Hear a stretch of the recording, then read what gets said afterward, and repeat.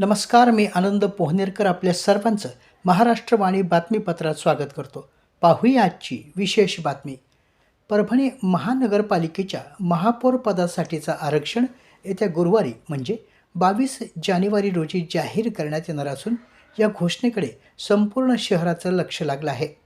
आरक्षण निश्चित झाल्यानंतर महापौर पदासाठी कोणत्या वर्गासाठी ही संधी उपलब्ध होणार आहे हे स्पष्ट होणार असल्यामुळं राजकीय समीकरणांनाही अंतिम आकार मिळणार आहे.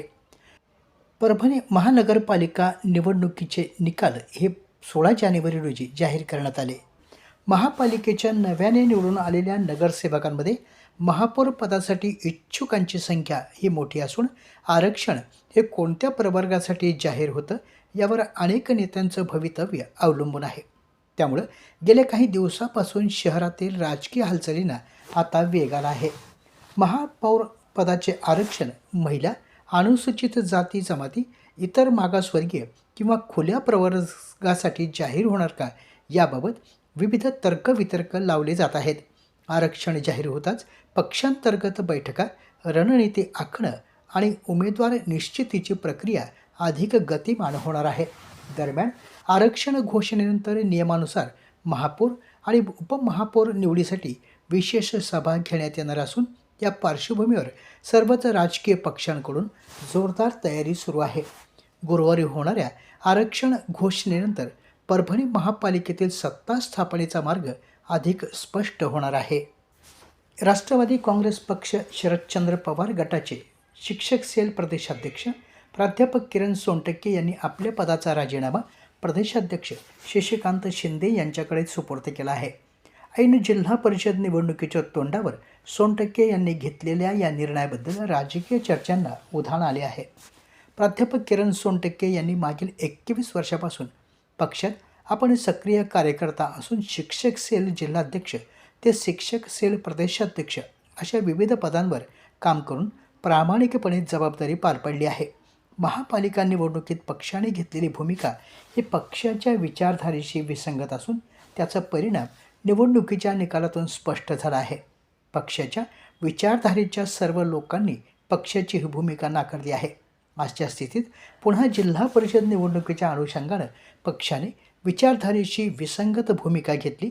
त्यामुळे पदाधिकारी आणि कार्यकर्ते नाराज असून आपण पक्षाच्या या भूमिकेमुळे थांबण्याचा निर्णय घेतला आहे असे सोनटक्के यांनी प्रदेशाध्यक्ष शशिकांत शिंदे यांना पाठवलेल्या राजीनामा पत्रामध्ये नमूद केलं आहे. जिल्हा परिषद निवडणुकीच्या तोंडावर सोनटक्के यांनी घेतलेल्या भूमिकेमुळे राजकीय चर्चांना उधाण आले असून आगामी होणाऱ्या जिल्हा परिषद निवडणुकीमध्ये ते आपली काय भूमिका मांडतात यावर बरंच काही अवलंबून आहे.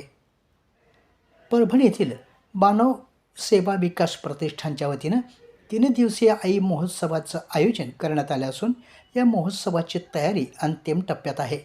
21, 22 आणि 23 जानेवारी रोजी परभणी शहरातील राजीव गांधी विद्यालय समाधान नगर येथे होणाऱ्या या महोत्सवात 3 दिवसाच्या कार्यक्रमाचं आयोजन करण्यात आलं आहे. या आई महोत्सवात महाराष्ट्रातील सुप्रसिद्ध व्यक्ती हजेरी लावणार असून परभणी जिल्ह्यासाठी एक पर्वणी ठरणार आहे. आई महोत्सवाचं हे पहिलं वर्ष असून प्रत्येक वर्षी हा महोत्सव होणार असल्याचं आयोजकांनी स्पष्ट केलं आहे. या महोत्सवात कर्तृत्ववान मातांचा सन्मान केला जाणार असून प्रत्येक दिवशी महाराष्ट्रातील प्रसिद्ध कवी, व्याख्याते यांचं व्याख्यान होणार आहे. दिनांक 21 जानेवारी रोजी व्याख्याते गणेश शिंदे यांचं जीवन सुंदर आहे या विषयावर व्याख्यान होणार आहे.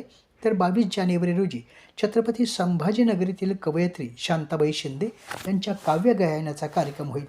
23 जानेवारी रोजी महाराष्ट्रातील सुप्रसिद्ध कवी प्रशांत मोरे यांचा आई तुझा हात परिस हा कार्यक्रम सादर होईल.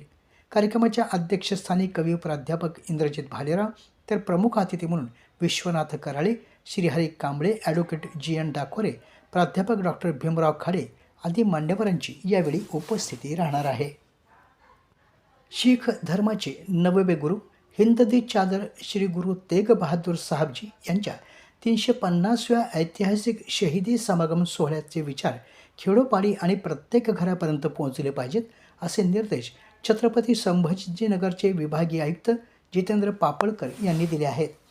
येत्या 24 आणि 25 जानेवारी रोजी नांदेडमध्ये होणाऱ्या या भव्य सोहळ्याच्या प्रसिद्धी कामाचा आढावा घेण्यासाठी आयोजित बैठकीत ते बोलत होते. नांदेड जिल्हाधिकारी कार्यालयात पार पडलेल्या या बैठकीत पापळकर यांनी प्रसिद्धी यंत्रणेला मार्गदर्शन केलं. गुरुजींचे विचार जनसामान्यांपर्यंत पोहोचवण्यासाठी पारंपरिक पद्धतीसोबतच नाविन्यपूर्ण उपक्रम राबविण्यावर त्यांनी भर द्यावा असं स्पष्ट केलं.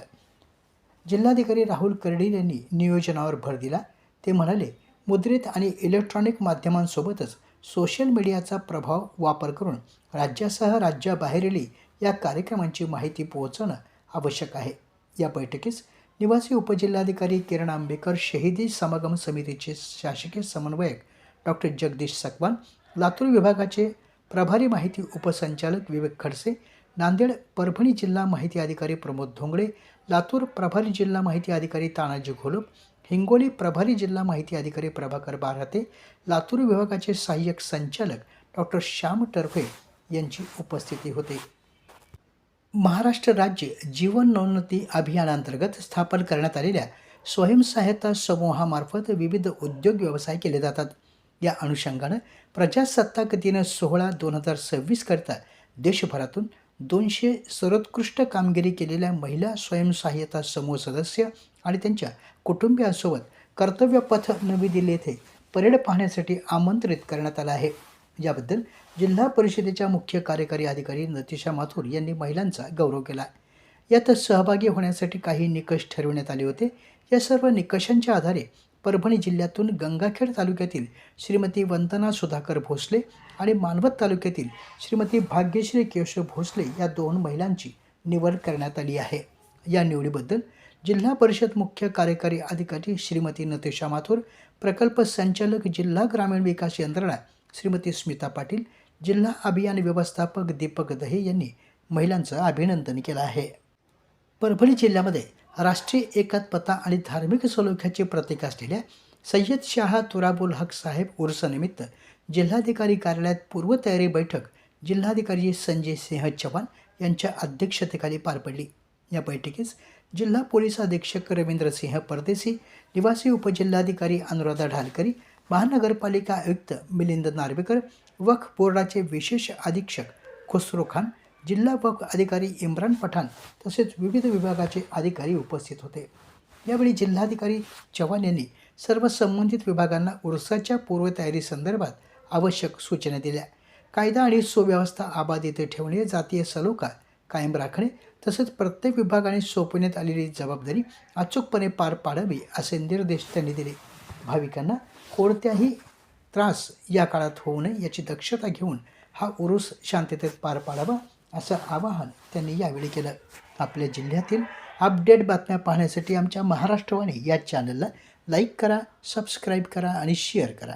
धन्यवाद.